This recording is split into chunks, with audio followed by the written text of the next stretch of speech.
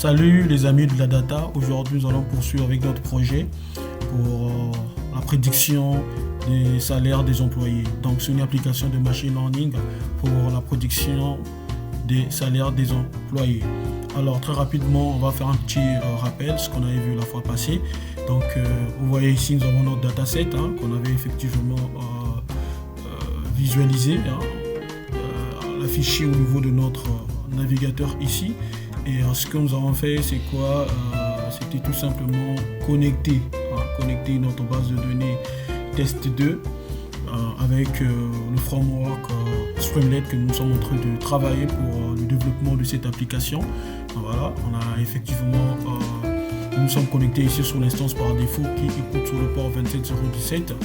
Et effectivement, dans cette instance, nous avons la base de données ici test2. Et dans cette base de données test2, il fallait effectivement récupérer cette connexion employée. Et on a appliqué la fonction find pour récupérer tout simplement tous les documents qui se trouvaient dans cette collection employée.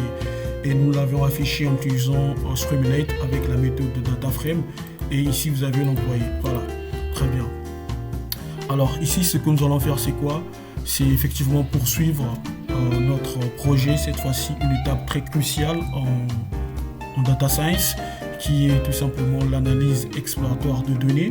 Donc on va effectivement créer cette fonction pour visualiser, regarder un peu, comprendre nos données.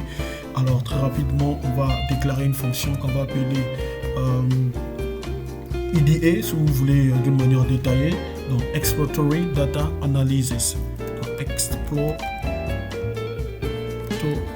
exploratory, voilà, exploratory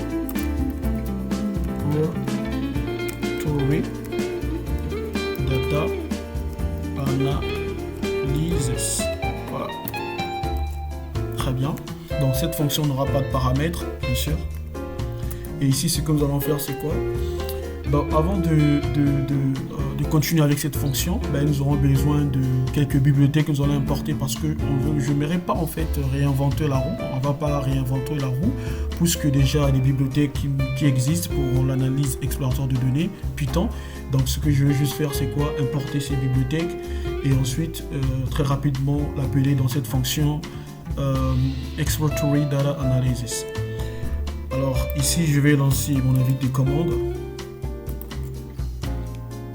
La première bibliothèque que nous aurons besoin ici, pip install, on va installer notre première bibliothèque. Pip install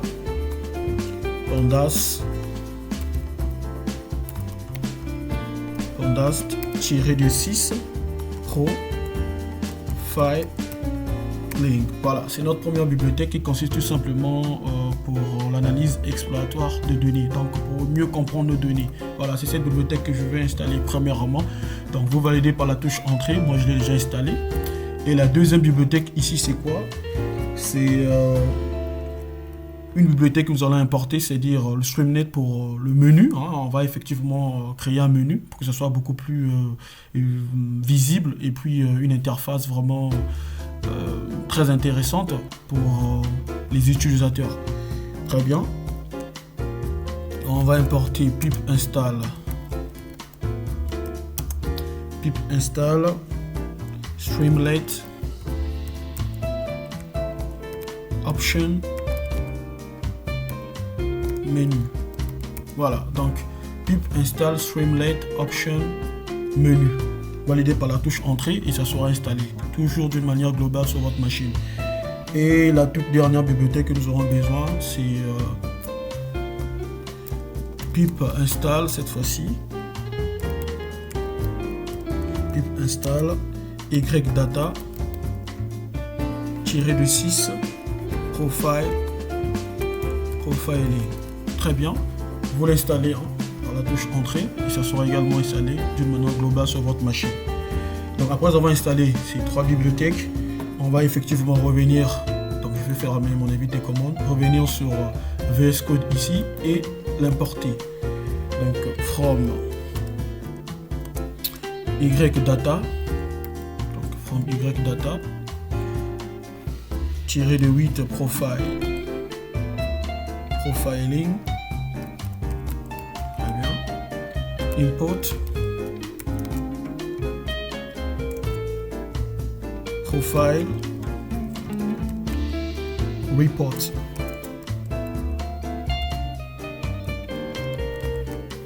Très bien. On va également importer notre menu from Streamlit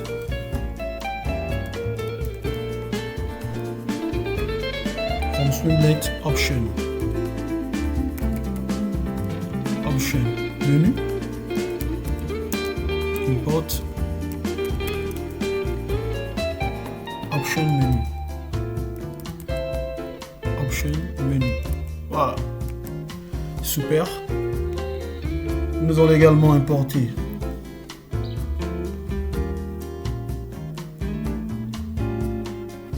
from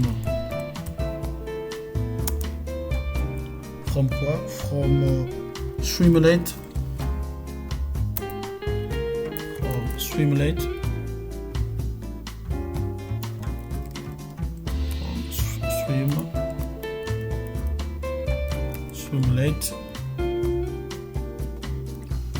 underscore pandas. Bon, ça, cette bibliothèque, on ne l'a pas encore installée, sinon on aura une erreur, mais on va l'installer tout à l'heure, c'est pas un problème. From Streamlit pandas. Comme ça, il va lire tout simplement notre bibliothèque ici, la bibliothèque YData, donc report, donc profile report. On va donc l'afficher en utilisant Streamlit. Très bien. Donc ça, on n'a pas encore installé, mais on va l'installer tout à l'heure. Pandas underscore profiling. Très bien. Import.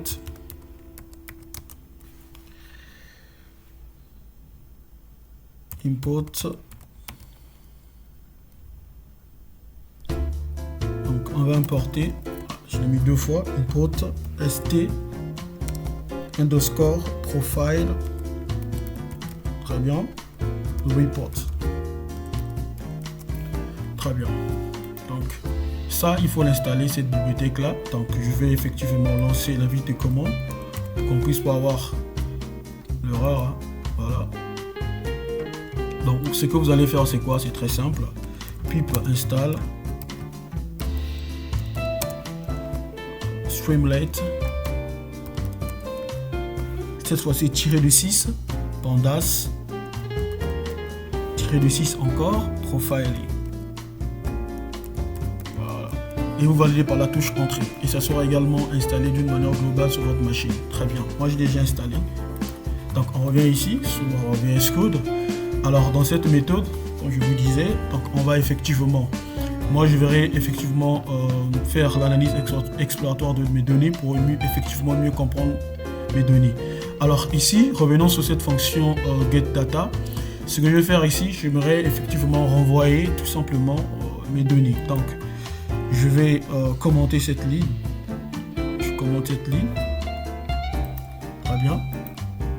Je vais retourner tout simplement en data frame, comme ça j'aurai la possibilité d'utiliser n'importe où. Très bien, donc ici je vais créer une variable data qui va donc faire quoi? Donc ici également j'aurai besoin de pandas, donc justement après là, donc import, j'aurai besoin de pandas ici, as pd, très bien.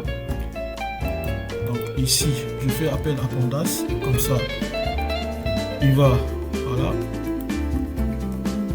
Qu'est-ce que j'aurai dans cette méthode data frame? Je vais tout simplement récupérer l'employé, voilà, et le retourner sous forme de data frame. Voilà. Je récupère donc, voilà, je l'ai reproduit deux fois. Je vais enlever la ligne là. Alors à l'intérieur de cette méthode, je vais donc appeler ma variable employé ici. Très bien. Et par la suite, je vais donc retourner cela. Donc return. Je vais retourner tout simplement ce data frame là. Data. Très bien. Data. Très bien. Et justement là, hors de cette fonction, je vais donc créer un data frame. Je fais appel à cette fonction getData. GetData. Très bien. Voilà. Et par la suite, ce que j'aurai, c'est quoi? Je vais effectivement créer une variable que je vais appeler profil. Profil, qui va donc faire quoi? Qui va donc effectivement récupérer tout simplement ceci, ce que vous voyez ici. Hein. Voilà, profile report. Donc je repère profile report, tout simplement. Voilà, je récupère tout simplement cette fonction dans profile.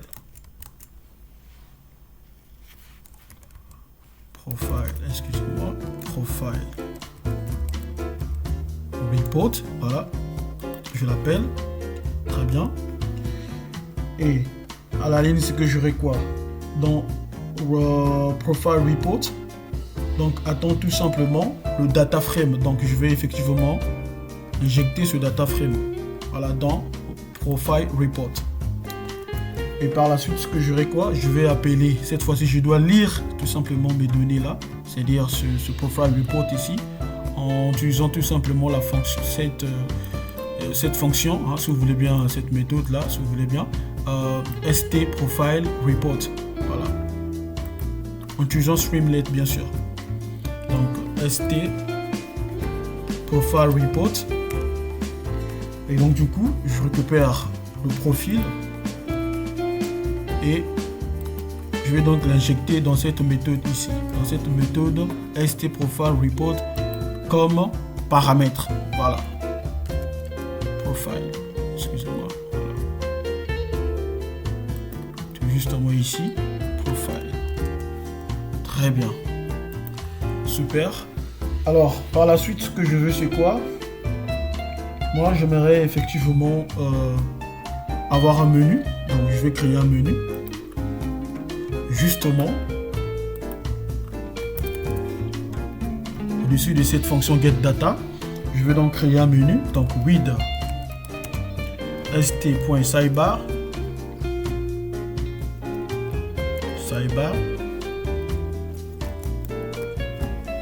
très bien, 2 points à la ligne.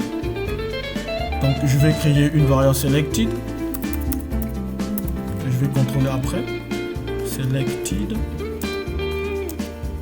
type d'affectation. Je fais appel à la fonction où vous voyez la méthode option menu pour créer mon menu tout simplement de mon application. Donc option menu, très bien. Et ici je dois spécifier maintenant les éléments. Qu'est-ce que j'aurai comme menu ici? Donc le titre de mon menu, je vais l'appeler menu. Voilà, ça c'est le premier élément. Deuxième paramètre ici, je vais retourner, donc j'aurai une liste de mes menus. Premièrement, j'aurai un dataset et je vais appeler dataset. Voilà, dataset. Et ensuite, le deuxième menu, ça sera le EDA, c'est-à-dire Exploratory Data Analysis, c'est-à-dire cette fonction que nous avons déclarée ici. Voilà. Donc une fois quand on va cliquer sur ce menu, on sera redirigé dans cette fonction pour afficher tout simplement, pour effectivement comprendre nos données. Voilà. Donc je reviens ici, je vais l'appeler EDA. Donc c'est un menu. Et enfin, le tout dernier menu ici, ça sera donc Prediction, donc pour la prédiction. Mais cette étape, ça sera pour la troisième partie tout simplement de notre projet. Prediction. Je vais appeler Prediction. Voilà. Prediction. Très bien. Donc je sépare chaque élément de cette fonction ou cette méthode option menu par une virgule. Très bien. Et autres paramètres ici, ce sont des icônes. Donc icons, icônes. Alors je vais spécifier les icônes. Hein. Vous pouvez aller sur le site officiel de Bootstrap et récupérer un peu des icônes qui vont aller effectivement en rapport avec vos menus ici. Donc ici, j'ai l'icône graph qui va aller en rapport avec dataset. Tout à l'heure, on verra ensemble. Graph, tiré de 6 app, tiré hero. Voilà. Donc cette icône est en rapport avec ce menu dataset. Et je vais encore effectivement mettre l'autre icône ici qui va aller effectivement avec le menu EDA que je vais appeler tout simplement book. Donc Donc bookfait est en rapport avec le menu IDA. Voilà. Et l'autre icône ici sera en rapport avec la prediction, qui sera tout simplement calendar. Très bien, calendar 2. Vous pouvez retrouver ces icônes là sur le site officiel de Bootstrap. Hein. Donc voilà, check. Très bien. Je sépare par une virgule. Donc autre paramètre ici de mon menu. Donc j'aurai cette fois-ci menu. Cette fois-ci je vais spécifier l'icône pour le nom de mon menu ici. Donc menu tiré de 8 icône. Donc il sera tout simplement casque. Voilà, icône casque. Voilà. Et enfin default. Donc j'aurai un paramètre par défaut ici, default index, que je vais mettre à 1. Très bien, super. Justement, dans la fonction main ici, je vais d'abord enlever get data. Ici, ce que j'aurai, donc je vais cette fois-ci contrôler, c'est-à-dire cette variable là. Puisque ce menu là, on l'a injecté dans cette variable selected, donc cette fois-ci je vais dire quoi? Si selected égal à dataset, donc si selected est égal au menu dataset,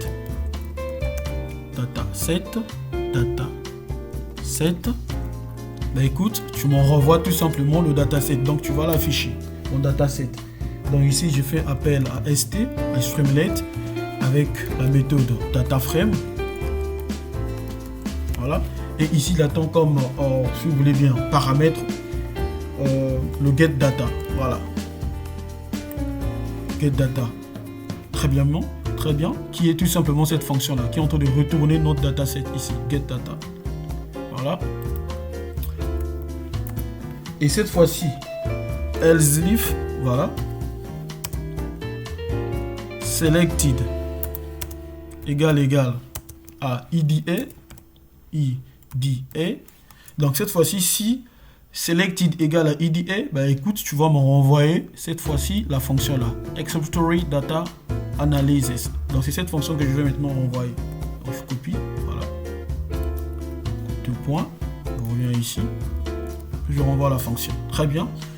Bah, as if également cette fois-ci, selected égal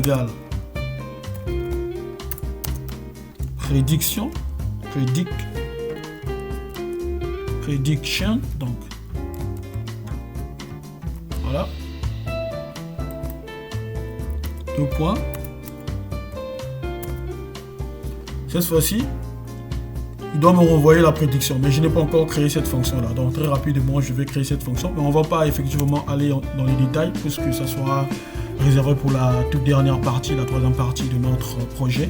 Donc je vais créer très rapidement une fonction que je vais appeler prediction, donc pour la prédiction tout simplement du salaire des employés, quand on fera effectivement à la troisième partie. Donc ici j'ai créé une fonction dont je vais mettre pass, voilà, pour l'instant. Et cette fois-ci, si selected égal à prediction, donc cette fois-ci on va envoyer la fonction prédiction. Voilà. Très bien. Très bien. Alors, voyons voir un peu si tout est OK. Bah, ici, voilà. Très bien. Donc, voilà. Donc, ici, on a oublié de mettre virgule. Très bien. Voilà. On n'a plus l'erreur ici. Alors, très bien. Voyons voir maintenant cette fois-ci si tout va bien. On va effectivement visualiser cela. Donc on va aller au niveau du navigateur. Donc cette fois-ci je vais lancer mon terminal. Hein. Très bien. Très bien. Donc voyons voir si nous avons des soucis ici. Voilà notre menu justement là. Donc ici attention, il faut enlever le N là. Très bien. C'est icons. Très bien. Et voilà. Donc par la suite, ce que nous allons faire, c'est quoi? Lancer le serveur de notre application en utilisant Streamlit. Streamlit Rhine app.py. Très bien. Donc je dis à Streamlit tout simplement de lancer le serveur tout simplement de notre application. Et donc le fichier ici, donc Rhine ici est suivi tout simplement le fichier de votre application. Mon fichier ici c'est app.py. Très bien. Et par la suite, je valide par la touche entrée pour effectivement voir le résultat. Très bien. Il y a ce chargement là. Patiente.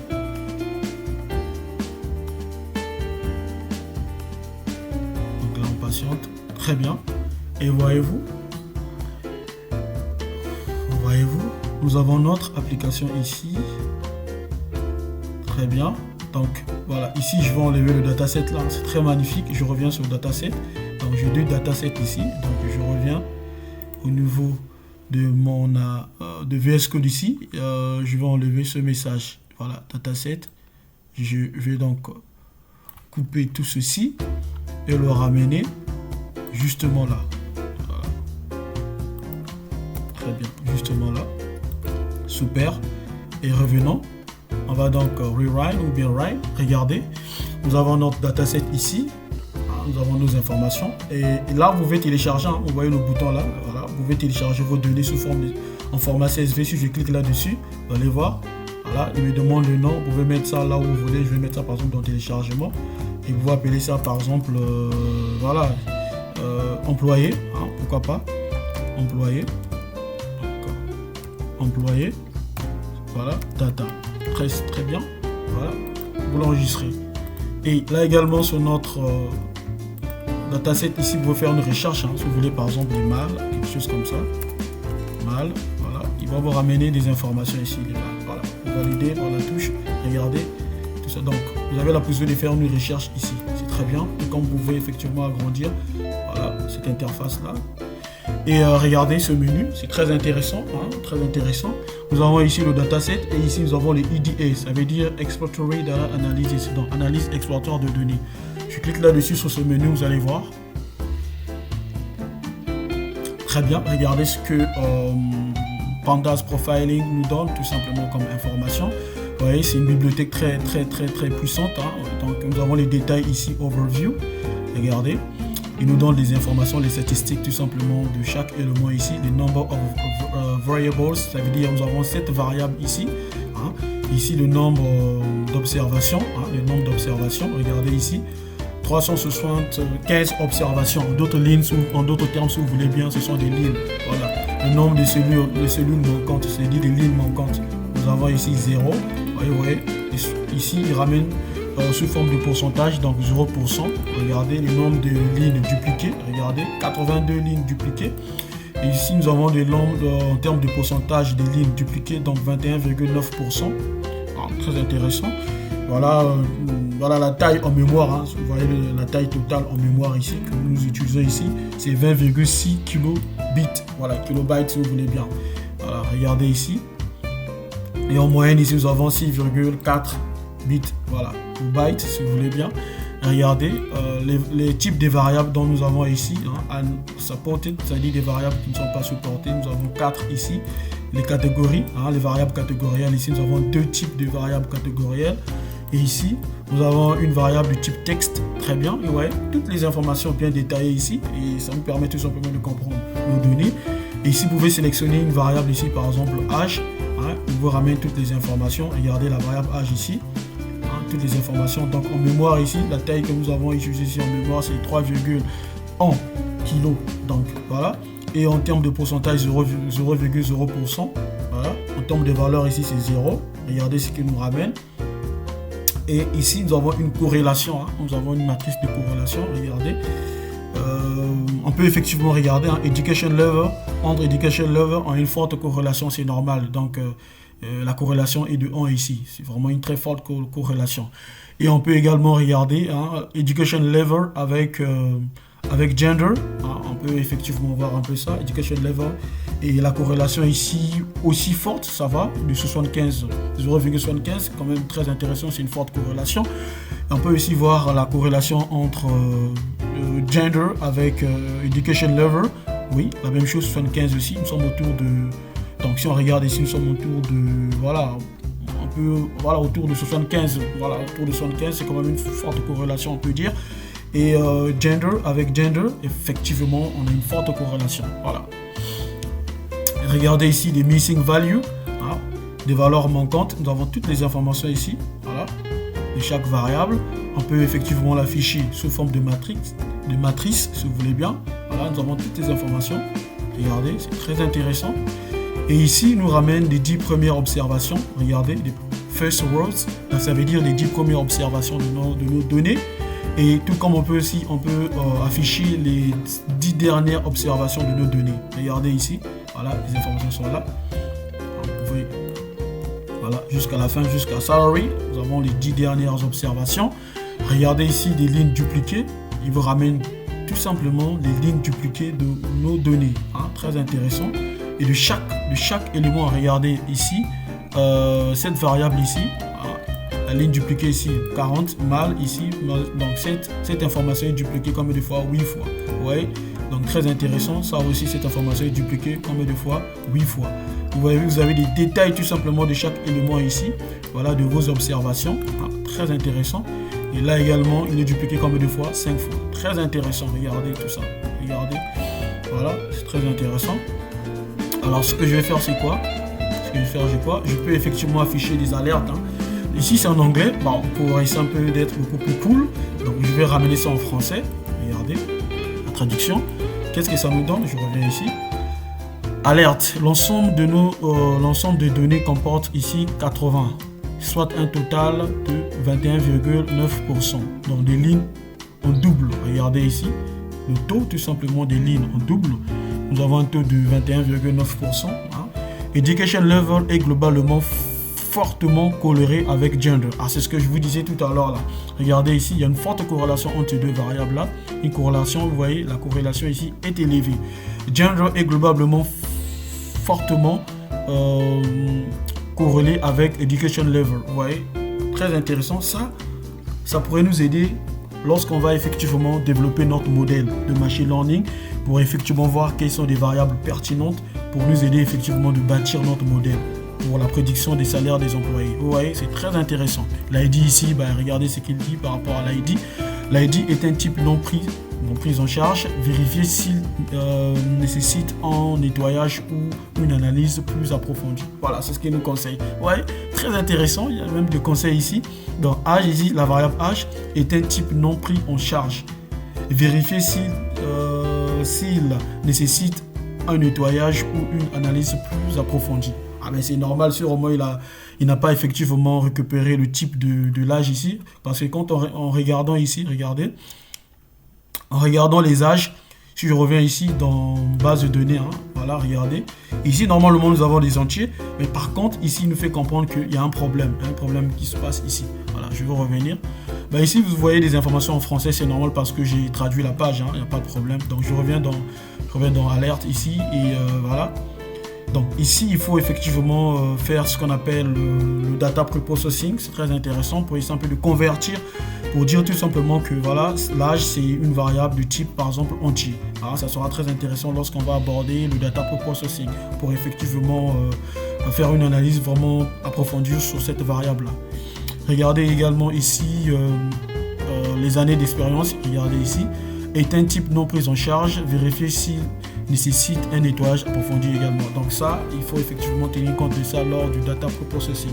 Le salaire également ici, il faut effectivement tenir compte lors du data preprocessing avant de développer notre modèle de machine learning. Très bien. Et regardez ici, nous avons sous forme de visuel la variable âge. Donc ici, nous avons la corrélation. Donc les valeurs distinctes, ici, nous avons 3. Voilà. Regardez ici, les informations. Voilà. Le taux ici des mâles, donc nous avons 194 mâles et ici des femelles, ici nous avons 179 femelles. Et ici, vous voyez le 2, ça veut dire qu'il y a 2 informations manquantes. Voilà, 2 observations vides. Et ici, on peut voir les détails, plus de détails, on clique là-dessus, regardez, on a plus de détails. Très intéressant, regardez. Tout ça, ce sont des détails. Voilà, on peut cliquer sur la catégorie, regardez. Catégorie mâle ici, nous avons 194, soit un taux de 51,7%. Donc vous voyez, là également des femelles, nous avons 179, soit un taux de 47,7%.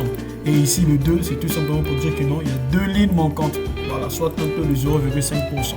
Très intéressant. Et ici vous avez votre graphique. Voilà. Vous avez votre graphique ici. Et voilà. En tout cas, magnifique. Vraiment, il n'y a rien à dire. Vraiment magnifique. Et regardez ici, pour interpréter cette barre verte là, c'est pour dire que non, ce sont des observations manquantes. Ça veut dire que nous avons 2 lignes manquantes, raison pour laquelle il vous signale, attention, il y a un petit truc ici. C'est normal dans notre dataset, on a 2 lignes manquantes, deux observations effectivement manquantes. Il n'y a pas d'information. Raison pour laquelle il vous ajoute tout simplement cette barre verte là que vous voyez ici. Donc voilà. Tout ça, ça nous permet effectivement de mieux comprendre nos données afin que lorsqu'on va effectivement aborder le data processing, qu'on puisse effectivement bien faire une analyse très approfondie là-dessus avant de développer notre modèle de machine learning. Ici, nous avons les informations aussi concernant tout simplement, voilà, tout justement l'autre variable. Hein. Nous avons notre variable ici. Très bien. Et ici, on peut effectivement afficher des informations aussi plus détaillées de cette variable. Hein. Regardez. Là également, il nous ramène des informations, voilà, pour cette variable-là. Voilà. Très bien, on peut avancer. Hein. Là, il affiche des variables catégorielles. Hein. C'est très intéressant. Et ici, la variable ici, texte. Le variable texte ici, c'est le titre du poste. Donc, c'est parce que je l'ai effectivement traduit en français. Hein. Donc, si je peux ramener en anglais, vous allez voir. Voilà. Très intéressant. Donc, je vais revenir ici. Titre du poste, ça veut dire job title, la variable job title, il ramène des informations ici. Et ici, il affiche sous forme des informations visuelles. Vous voyez, c'est du type texte. Et regardez ici, quel est le mot le plus volumineux ici, si je veux dire en termes de voilà, qui l'emporte par rapport aux autres. Ici, nous avons le senior. Donc ici, ça veut dire que les seniors l'emportent. Donc il y a plus de seniors par rapport aux juniors et managers. Bon, donc nous avons le senior, ensuite le manager. Les juniors, ben, les analystes ne sont pas assez. Et aussi, nous avons aussi les directeurs. Donc, c'est par rapport au nombre tout simplement des informations, c'est-à-dire ici dans cette variable, voilà, le nombre total, voilà, tout simplement des seniors qui l'emportent. Et puis, nous avons les managers, les juniors, les directeurs, voilà, et bien d'autres. Ici, on peut cliquer sur plus de détails ici. Comme ça, vous allez effectivement puiser des informations pour mieux comprendre tout simplement vos variables. Dans les détails, on voyait les mots ici, hein, il ramène tout simplement les fréquences et il compte tout simplement chaque mot. Regardez ici, il compte chaque mot. Dans les seniors ici, comme je vous disais, hein, voilà, c'est normal, regardez ici, voilà. Senior, ici nous avons 157, voilà.